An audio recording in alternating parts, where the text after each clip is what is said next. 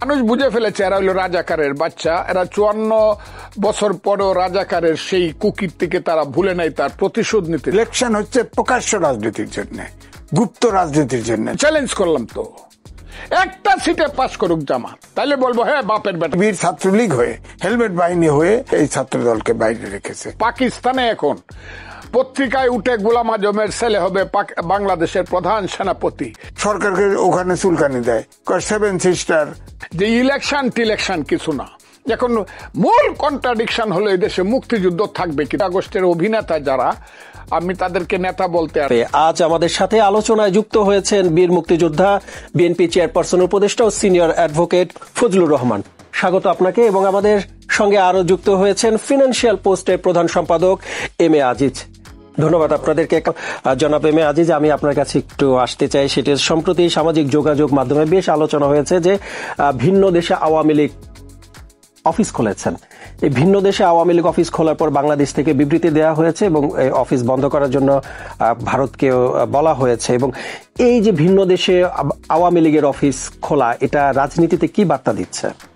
ধন্যবাদ আপনাকে। ভিন্ন দেশ নয়, ভারতের কলকাতায় এটা বিবিসি নিউজ করেছে এবং সেখানে আপনার সব আওয়ামী লীগের নেতারা যারা ওই দেশে আশ্রয় নিয়েছে তারা ওখানে যাতায়াত করে, মিটিং করে এবং ওখান থেকে বাংলাদেশের সংগঠন কিন্তু চালায়। তারা ওখান থেকেই কাজ করে, কারণ এখন তো জানেন ইন্টারনেটের যুগ, কথা বলা, হোয়াটসঅ্যাপে কথা বলা তো কোনো সমস্যা না। দ্বিতীয়ত সরকার থেকে কালকে বলা হয়েছে যে যদি শেখ হাসিনার যদি কোনো বক্তব্য আপনার কোনো মিডিয়া প্রচার করে তাহলে তার বিরুদ্ধে আইনি ব্যবস্থা নেওয়া হবে, এটা বলা হচ্ছে। তো দেখেন, আইনি ব্যবস্থা তো আইনটা হতে হবে। যেমন একসময় তারেক রহমানের বক্তৃতাও ফ্যাসিস্ট সরকার শেখ হাসিনা বলেছে নিষিদ্ধ, লাদেনের বক্তব্য কিন্তু প্রচার হয়েছে। আমার বক্তব্য হচ্ছে আইন করেন এইভাবে। তো এটাও তো এক ধরনের, আমি বলবো যে এটাও এক ধরনের কিন্তু বাক ব্যক্তি স্বাধীনতাকে রুদ্ধ করা। আমি একটু জানতে চাই যে তাদের এই কার্যক্রম আগামী নির্বাচনে প্রভাব ফেলবে কিনা? আওয়ামী লীগের কার্যক্রম ভিন্ন দেশে, আপনি যেটা বলছেন ভারতের দিল্লি, কলকাতা, এটা তো একটা ওপিনিয়ন তৈরি আছেই। আর আমার এখানে প্রশ্ন হচ্ছে ভিন্ন। একটা হচ্ছে যে আওয়ামী লীগের কার্যক্রম নিষিদ্ধ করা হয়েছে এক্সিকিউটিভ অর্ডারে, হ্যাঁ, এই সরকার নিষিদ্ধ করেছে। তার মানে কার্যক্রম বলতে বোঝায় কি? মিটিং, মিছিল, এই সেই। এখন আমার বিতর্কটা এই জায়গায়, কলকাতা অফিস করলো কেন? বাংলাদেশে করতো, তার তো কার্যক্রম নিষিদ্ধ, দল কিন্তু নিষিদ্ধ না। এখন ধরেন সামনে নির্বাচন আসছে, মানে চলমান প্রেক্ষাপটে তারা বাংলাদেশে অফিস খুলতে পারতো কিনা? বিএনপি 17 বছর থাকলো কি করে? তারা মামলা খাইছে, লক্ষ লক্ষ মামলা, লক্ষ লক্ষ মানুষ হত্যা করছে, লক্ষ লক্ষ মানুষ গুম, ইলিয়াস আলী সহ অনেক মানুষ গুম, এখনো হদিশ নাই। তার তো দেশ ছাড়ে নাই, পালায় নাই। তারাও তো পালাতে পারতো। ভারতে না গেলে পাকিস্তানে যাইতো, পাকিস্তানে না গেলে চীনে যাইতো। পালানোর তো জায়গা, পৃথিবীতে বিশ্বায়নের যুগে পালানোর কোনো জায়গার অভাব নাই। পালাতে পারতো, পালায় নাই তো। 17 বছরে ক্ষেত্র তৈরি করছে, ছাত্ররা সামনে সারি আসছে, সরকার পালায় গেছে। জি, ধন্যবাদ। জনাব ফজলুর রহমান, আরেকবার ফিরতে চাই আপনার কাছে। নির্বাচন নিয়ে কথা হচ্ছিল আপনার সাথে। গ্রহণযোগ্য নির্বাচন অনুষ্ঠানে বা অনুষ্ঠিত করার জন্য ইসির বর্তমান সক্ষমতা কেমন দেখছেন? আমি 1964 সনে প্রথম ভোট দিছি, 1964। এটা আইয়ুব খানের আমলে। তখন বলা হয়তো আইয়ুব খান হলো পাকিস্তানের সবচেয়ে বড় ডিক্টেটর। মোনায়েম খানের 64 সনে প্রথম ভোট দিছে। আমি তখন কলেজে ফার্স্ট ইয়ারে পড়ি। তখন মেম্বার চেয়ারম্যান ইলেকশন হইতেছিল, বিডি মেম্বার। চেয়ারম্যান ইলেকশন হইতো না, তখন মেম্বারের ভোটে চেয়ারম্যান হইতো। তখন দেখা যাইতো কোনো পুলিশ নাই, শুধু একজন আনসার বৈশা রয়েছে। সারা সেন্টারে ভোট হয়েছে, টু শব্দ হয় নাই, কেউ কারো বিরুদ্ধে অভিযোগ করে নাই যে ও আমার ভোট লুট করে নিছে বা ও ফলস ভোট দিচ্ছে। মানুষ যদি ঠিক হয় তাইলে পুলিশ লাগে না, রাজনৈতিক দল যদি ঠিক হয় তাইলে পুলিশ লাগে না যে আমরা ফেয়ার ভোট করব।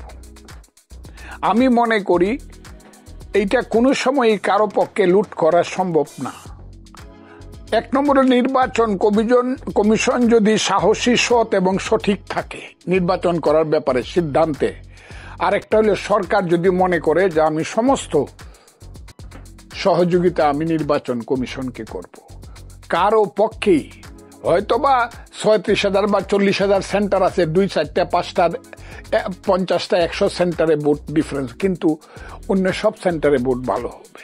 এগুলো তো অনর্থক কথা বলে, এগুলো অনর্থক কথা। ওই যে ভোট লুট কোন সময় হয়েছে? ভোট লুট হয়েছে যখন একদল ইলেকশনে গেছে আরেক দল যায় নাই।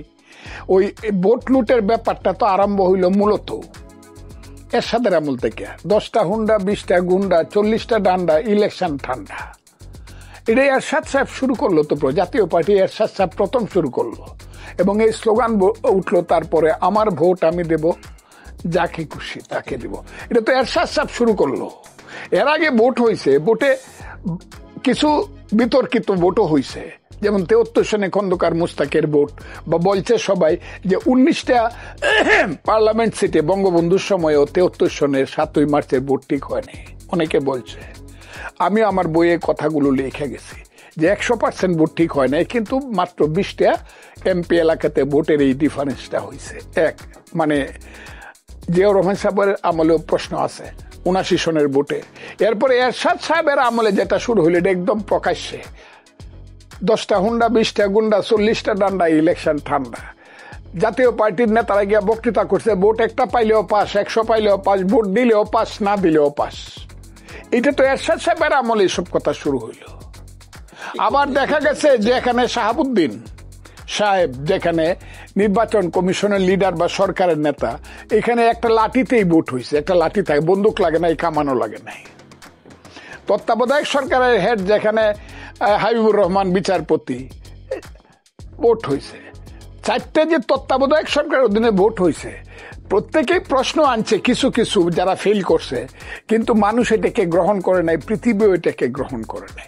এখনো হয়তো বা ভোট হইলে যারা পরাজিত হবে তারা দুইটা একটা গলা টান দিয়ে বলবো, না ভোটটা সঠিক হয় নাই, কিছু কারচুপি, এটা বলুক, এতে কিচ্ছু আসে। কিন্তু মানুষ যদি বলে না ভোট ঠিক হয়েছে,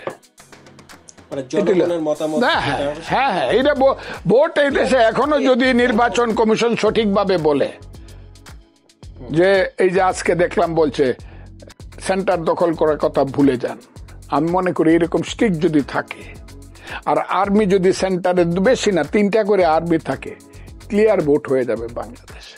জি, পিআর দাবিকে কেন ষড়যন্ত্র হিসেবে দেখছে বিএনপি? আপনারা পৃথিবীতে কোথাও পিআর নাই, 3-4টা দেশে আছে। পিআর বাংলাদেশের মানুষ বুঝেই না। এগুলো হলো বাহানা করা ভোট না করার জন্য, অথবা ভোটকে প্রলোভিত। এটা হলো ইউনূস সাহেব নিজে করাইতেছে। তারেক রহমান সাহেবের সাথে উনি যে উড়িয়ে গিয়া কই আইছে আমি আপনাকে ভোট দিব ফেব্রুয়ারির প্রথম সপ্তাহে, এই কথা বলার জন্য আবার একটা ডেটও 5ই আগস্টে ঘোষণা করছে। আবার জামাত, এনসিপি, তার যে নিজের দল, তাদেরকে বলতেছে রাইতের বেলায় তোমরা তোমাদের কথা বলো। আমি তাকে সবসময় বলি, আমাদের নেত্রকোনার একজন বাউল গায়ক ছিল, বাংলার সবচেয়ে বড় বাউল গায়ক, তার নাম ছিল রশিদ উদ্দিন। তার একটা গান আছে, হাকিম হইয়া হুকুম করো, পুলিশ হইয়া ধরো, সর্প হইয়া দংশন করো, উজা হয়ে যারো।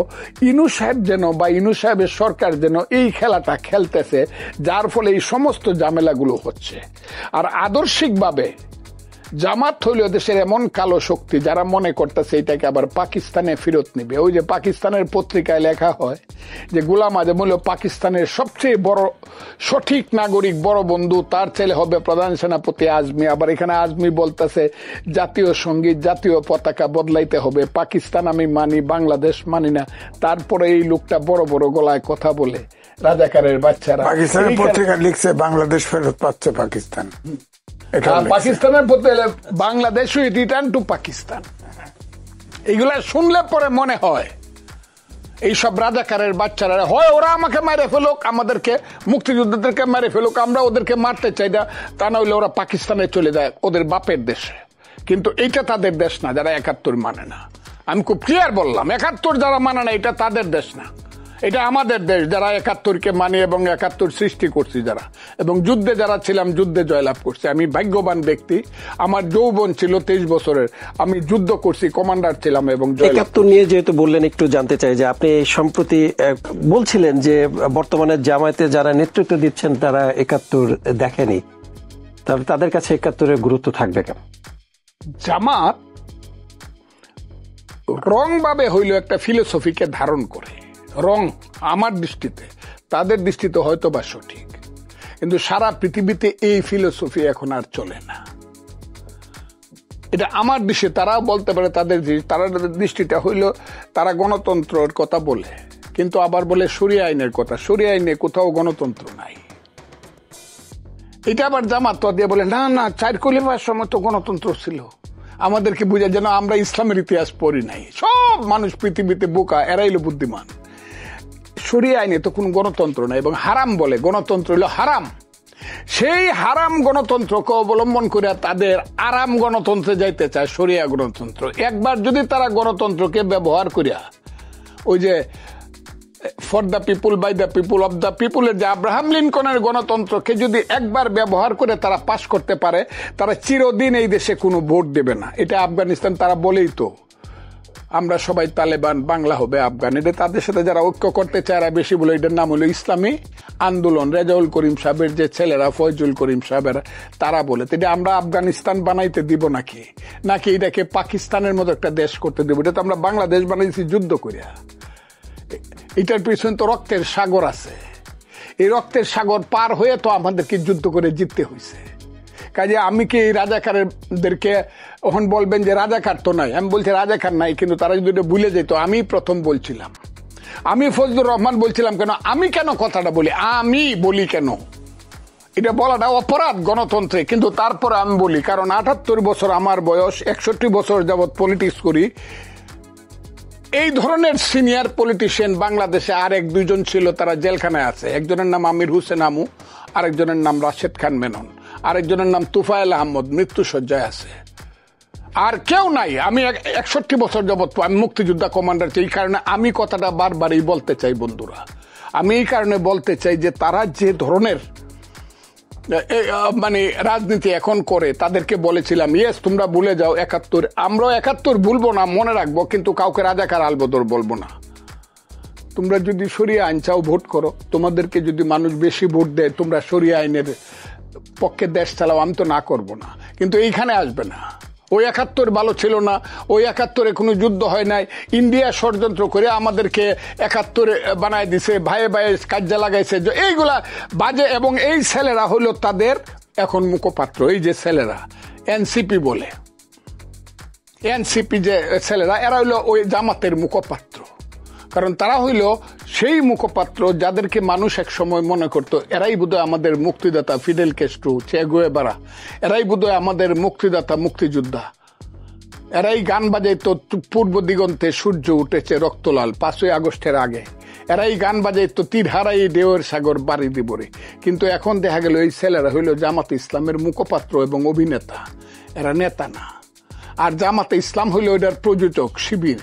ওই যে সিনেমা বানায় ডাইরেক্টর, প্রযোজকরা। আনোয়ার হোসেনকে দিয়ে সিরাজউদ্দৌলার অভিনয় করা, মানুষ মনে করে সিনেমা দেখলে আনোয়ার হোসেনই বুঝি সিরাজউদ্দৌলা। আসলে আনোয়ার হোসেন তো সিরাজউদ্দৌলা না। এই ছেলেরাও নেতা না, এরা হইলো অভিনেতা। জামাত যা করাতেছে তাই করে। না হইলে এইরকম তরুণ যুবক ছেলেরা কেন বারবার মুক্তি বলবে 47 আর 24 হইল আসল, 71 কিছু না। হায় হায়, 71 কিছু না। 71 না হইলে সেই কথাটা বলতে চাই না। বাংলাদেশের জন্ম হইতো না, তোদের জন্ম হইতো না, তোদের মা বাবারও বিয়ে হইতো না, তোরা জন্মগ্রহণ করতে।